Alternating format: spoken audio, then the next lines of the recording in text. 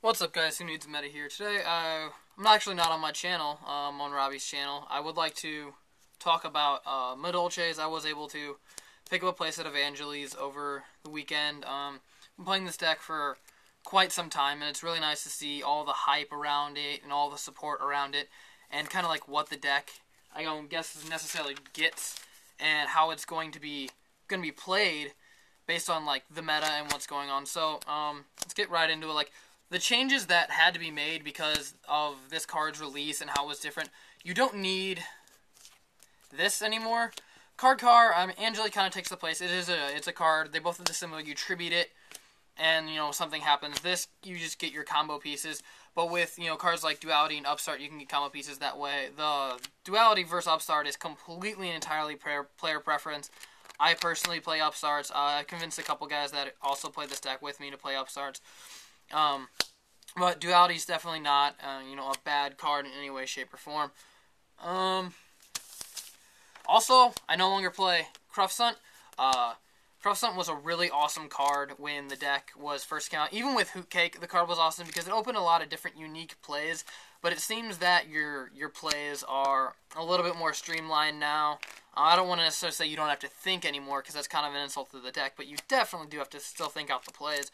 But Angeli really helps, smooth out those cloggy hands. This card, was great from the deck. It was great for the extra damage, but especially if you're playing Upstart, this isn't really that important to put like the extra.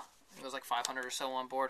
I was playing Trap Stun, even in the deck profile that I did on my channel, had Trap Stun in it, and I no longer care for the card. Not because it's bad or anyway, but it's a turn too slow. In my opinion, you have something like Forbidden Lance is what I'm playing now, and Forbidden Lance is able to protect you from those fiendish chains and stuff like that, and it's really nice to be able to go off a turn faster. And it's nice because you can hold it in your hand, you don't have to set it. And the MST thing, like your opponent is going to be expending MSTs on these cards, so you don't necessarily have to play tons of traps. You can get away with like 7 or 8 traps.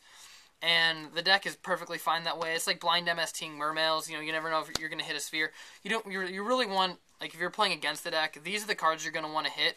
Yes, the back row is going to be really good, but, if you're able to play through it and pick it apart, you'll do fine against Madolches. But when playing the deck, these are what's generally going to be the main targets for MSTs. There's kind of a double-edged sword with cards like this. The hand traps, you do lose to this. You lose to Maxi, you lose to Valor, you lose to Crow. Battle Fader's not very much fun to deal with.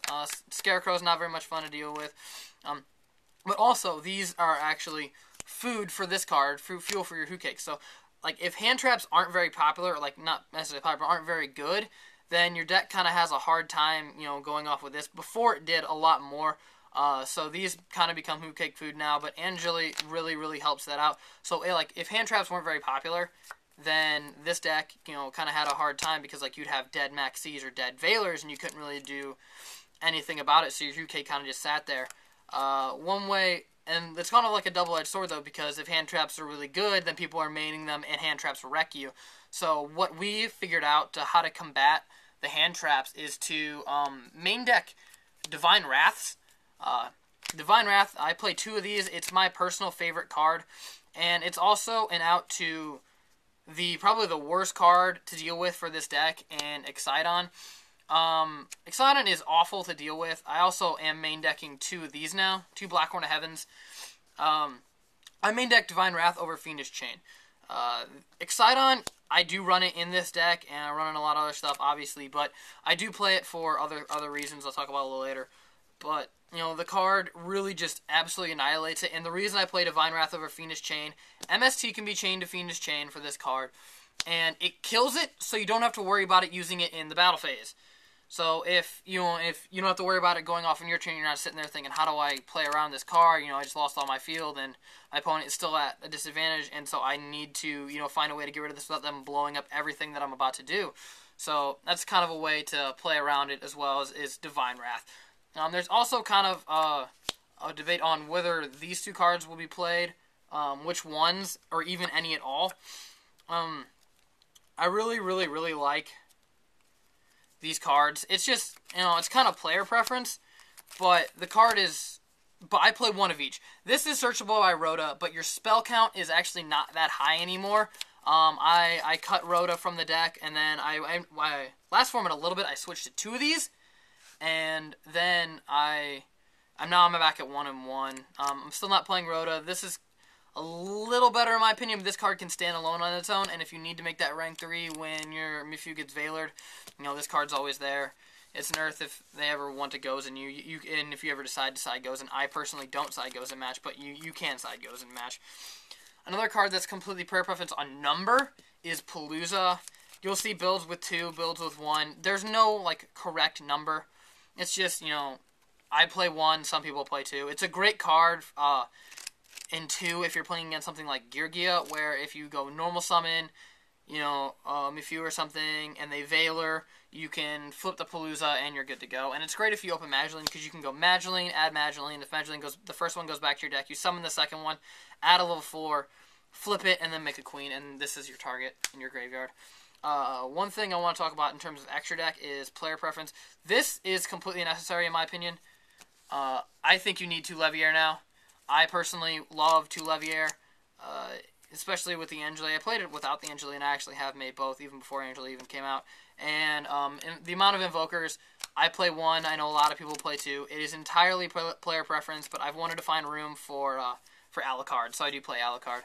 So the extra deck is kind of player preference. When we look at the side deck, I was originally siding these. I do love these cards. These are Hookake food, and they deal with, you have a lot of, I guess, auto-lose cards. Macro, Defisher, Soul Drain that these don't help with, which I do side a lot of hate for those cards in all 3 of these.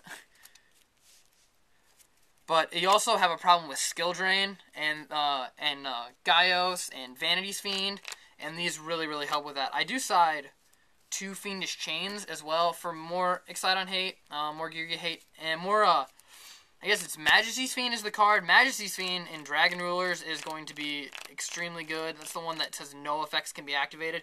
So in order to get those cards, kill it, because, Divine Wrath doesn't do anything against that, because it just simply doesn't activate. So you can't, get it off the board with that. So if you Fiendish Chain it, or you Raigeki break it, you can continue, without with your plays. I personally don't side the hands anymore, but they are insane options against Skill Drain. Another card that I have started siding because of how Angeli works is Pudding Cess. Just 1. This does get rid of Soul Drain, Macro, and Defissure because of where it activates. It activates in damage step on the board. So similar to DD Warrior Lady. Because you're allowed to, get things off the board and stuff like that, and pop cards that you don't like. I also side deck Darkhold. I have moved it to the sideboard because you have cards like Exciton and this. Exciton, for me, is that card for the grind game when either these are gone, which, they shouldn't be because Chateau puts them back, but for the grind game, and you can still clear boards with this, and Exciton clears boards very well, obviously, so that's why I play the card. You mostly play Exciton right after you get Exciton, and you can get theirs off the board without having to overextend, or, if you can't make this, if this is just not an option. So, let me know what you guys think about how this deck plays now. It's really interesting to see, everybody hype the deck really hard, and we're still extremely unsure of how well, it'll play. We'll see what happens in Philly, I guess, if there's any spots in the top 32. I'm hoping there is, but I see a lot of people main decking, 2 and 3 Maxi, and this deck just has a problem with it, which is why we feel like the Divine Wrath is going to be the go-to card when we are playing 2 Divine Wrath. So if I see anybody playing that card in Philly, I'd be pretty excited to, see somebody going off with that idea. So let me know what you guys think of how this deck plays, and thanks for watching.